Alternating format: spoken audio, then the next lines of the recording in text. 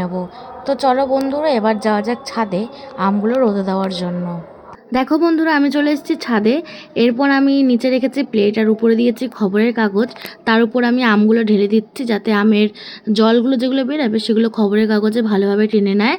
এরপর আমি এই আমগুলোকে ছাদে দিতে যাচ্ছি। দেখো ছাদে তো প্রচুর রোদ আর খুব গরম, পা তো একদম পুড়ে যাচ্ছে। যাই হোক, আমি তাড়াহুড়ো করে সব দিলাম রোদের মধ্যে। এবার দেখো এই যে সব রোদে দেওয়া হয়ে গেছে। এরপর আমি এর উপর থেকে মশারি চাপা দিয়ে দেবো।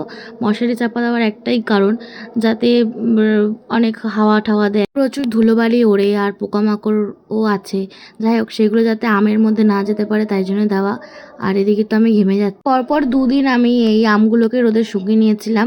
এরপর আমি কড়াইতে তেল আর 5 ফোড়ন আর একটা শুকনো লঙ্কা ফোড়ন দিয়ে আমগুলোকে ভালো করে নাড়িয়ে নিয়ে তার উপর দিয়ে দিয়েছি চিনি।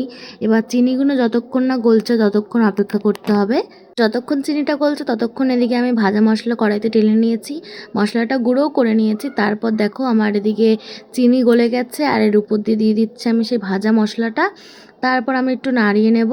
ভালো করে নাড়িয়ে নেওয়ার পর একটু খেয়ে দেখলাম। দেখার পর আরেকটু প্রয়োজন ছিল মশলাটার, তাই জন্য আরেকটু মশলাটা আমি দিয়ে নেব।